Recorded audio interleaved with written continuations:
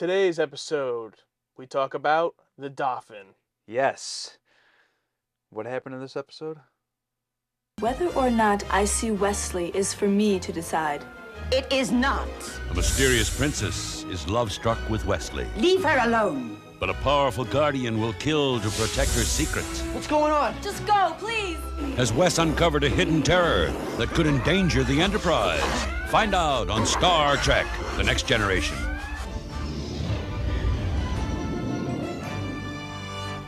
There were some weird monsters on the Enterprise. Shape-shifting monsters, I guess.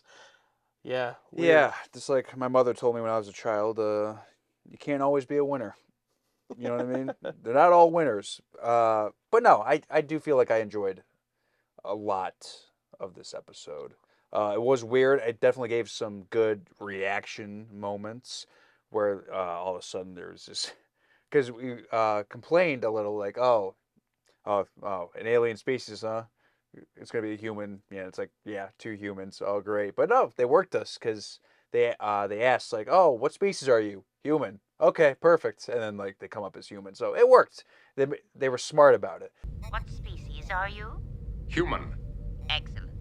Bring us aboard. When those monsters showed up with the shapeshifter, it was like, holy shit. But, Yeah, I think the best thing about this episode was the direction. Rob Bowman, Star Trek veteran, did this one again, and there was some really good visual moments, like the cut to Worf screaming.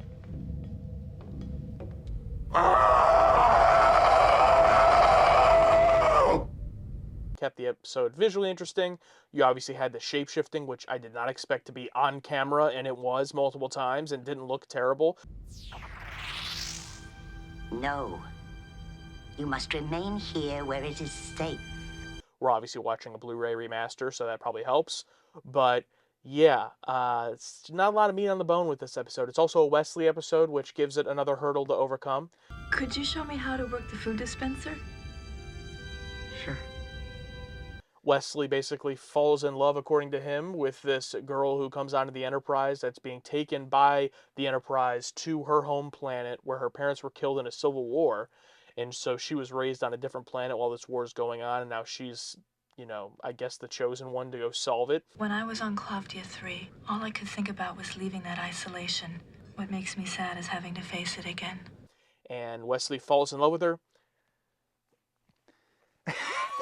Hey, thanks, guys. Make sure to like the, no, but yeah, I mean, it's pretty.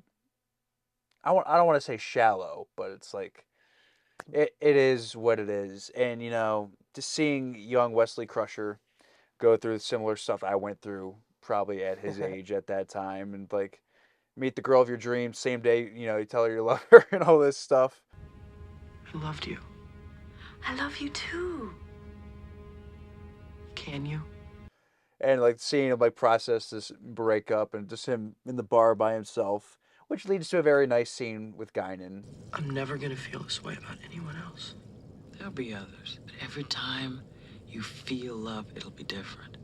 Like, I don't know, like, it's better than, oh, I saw, the ship was about to blow up, but guess what? I fixed it. Yeah. I appreciate that he's going through what a normal teenage boy goes through. Like, even in the, in 2400 or whatever, every kid goes through the same shit. Like, just a part of humanity. No matter who you are, when you are, you're going to have your heart broken when you're that age. Yeah, that's definitely a strength of it too, was the Guinan scenes. We have the scene with Riker, where Riker is trying to teach Wesley how to flirt. First words out of your mouth are the most important. You may want to start with something like this. You are the most beautiful woman in the galaxy. And he starts flirting with Guinan, and she buys into it. But that might not work. Yes, it would. I don't think this is my style. Shut up, kid. It felt like they were actually, like, flirting with each other. They were, yeah. It's like, I think Riker actually feels about this. Like, listen, I've given up on Troy, okay? Do you want to, That story's all but dropped, all right? And then we have the last scene of the episode. I miss her. I feel empty. I know that sensation. Kind of gives little breadcrumbs to what Guinan might have been through in her past and whatever former lovers she's had. And, she doesn't have to have this huge expository backstory. You know, it just lays it out, and she's been a nice supporting character. Yeah, and it's absolutely true. Like, I've had relationships over the years, and I feel differently about each one. And it's like, yeah, it's so true. Because when she first said that, I don't think I'll ever forget this one. Oh, you never will. I'm like, well, thanks, Guinan. But it's going to be different for each one. I'm like, oh, okay, good. But there'll come a time when all you remember is the love. Nice moments there, and yeah, look, I mean, you have people turning into shape-shifting monsters. I appreciated the suits.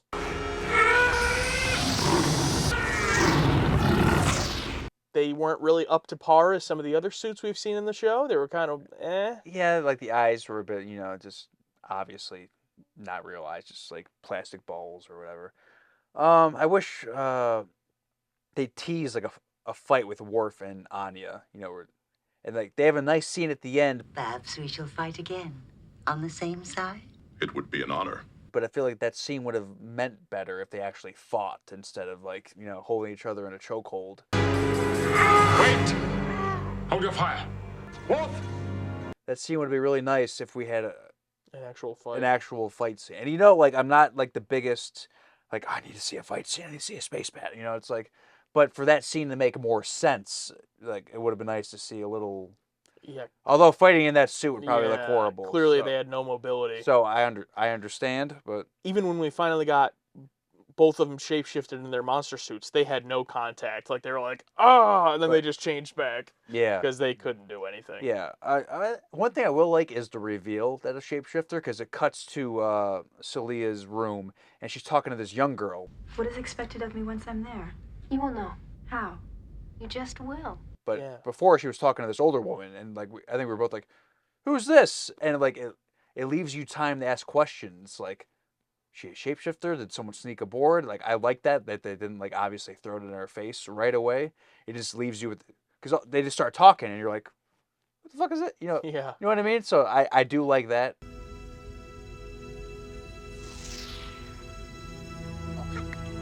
With the reveal, and I thought like, okay, all the shapeshifting, you're just gonna hear a sound effect, but no, they just fully on screen. It's like credit to them for doing it, and it didn't look terrible. Yeah, so the episode definitely offered some stuff we haven't seen before. Not all of it landed 100%, but by no means was it a terrible episode or one even when I would rewatch, like if I was rewatching the show or that I just caught this, somewhere, like it wasn't terrible. It was fine. Some good moments. I think it was just a huge victim of its placement in the season. You can't have two absolute bangers. Yeah. You know what I mean? It's like, I don't know, like having two amazing wrestling matches and then like a bad one. Yeah. You can. I use wrestling because wrestling, but it's like too amazing anything than one average one. Of course, it's gonna look bad. I do like Wes just going around to everyone for like dating advice. Mm-hmm. Are you telling me to go yell at Celia? No, men do not roar. Women roar. You know what I mean? It's like, yeah. I don't think you're the best guy to ask for this. And then Data chimes in. Oh, you two are a biological great match. It's like. You have Riker right there. You have the Riz Master. You know what I mean? I know. Riker said, "Oh, you have no chance," but it was also weird to not have a B story in an episode as thin as this. I mean, you have the two sides of Celia, who wants to hang out with Wesley and doesn't really want to go back to her home planet, wants to travel the galaxy. And then you have Anya, who's getting into her shenanigans, trying to protect her and going around attacking people, yells at Geordi about his engineering, tries to kill the one guy who's sick in sickbay. It's kind of two separate stories, but at the end of the day, they're the same story. So it just kind of felt thin. I will be back to check your progress. Yeah, it was structured really weird. Just her going around just yelling at people. It's just like, you know what I mean? Yeah, so, I mean, we don't really have much to say, so hopefully our patrons do. Yeah, because besides some nice little scenes, yeah, not much here.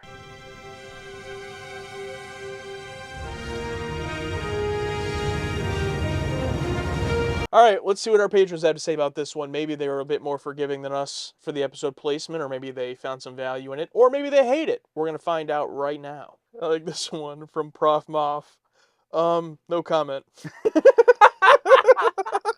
Those are the kind of things we're looking for. Yeah, that's the type of value that the patrons bring. This one's from Colin. Wesley finally gets something to do besides steer the ship. He was becoming another Sulu. Yeah, because they kind of just confined him to that chair. And, it's tough because, like, not every episode someone's going to have something to do. Yeah, Sulu was a lot of the times just that guy in that chair. But every now and then he did have an episode with something to do. So, I don't know. It's part of the show, I guess. You can't always be, unless you're Picard, Data, or just one of the big whoever, you're not always going to, be in the forefront. Yeah, and the person they introduced survived, so good for them. Gibson, let's go. Psynock the Hodgehag. I love that name. Says, hoping for some pops for the alien designs. We did get that. Yes. That's definitely one thing that the episode had to offer. From a reaction standpoint, we might have popped more in this one than the last one. Like, the last episode was amazing. Not necessarily, we did pop for Tasha and stuff. But oh, yeah. That was more of like a, this one was like, we did have those moments. Like, there are times where I'm reading the subtitles and I'm talking to you at the same time. But, like, the last episode, I was like fully locked in. You know what I mean? Like, I don't even want to make a comment right now during some of it. This one's from Leighton. Not much to say about this episode. It's not really great, though the Riker and Guinan like what others said was awesome. And the girl's true form at the end is a ghost. Also, there's that confusing scene. I love this description. There's that confusing scene where the girl is talking randomly to some other much younger, much more hot woman, and then she's randomly talking to an Ewok. You only piece together why when it's revealed they're shapeshifters later in the episode, though it's weird that they would continue to shapeshift even amongst themselves. Yes, it's an obvious tool for the audience for a dramatic reveal later, but it's like, yeah, like why would Anya be like, you know what? I want to be a young woman right now. Now I'm an Ewok. Yeah, and like why was she an Ewok and then full size later? Yeah, they made it seem like it was almost like involuntary. You ready? Wesley gazing on Celia's natural form of the transporter pad at the end of the episode has the oddest look on his face. Quote, wow. Wow, I can just imagine porking that or something.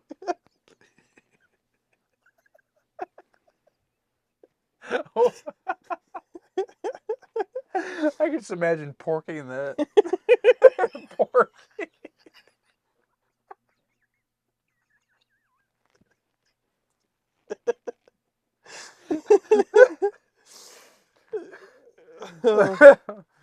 All right. Fuck. Okay. All right. I'll finish up here with this one's from Andreas. He defends the episode a little bit. Classic coming of age first love episode. It might be a bit cheesy for you, but as a teenager watching the show, I appreciated it a lot. I think it's a good Wesley episode, and while you might be a bit bored with it, I think you can appreciate it for what it is. And I think that's fair.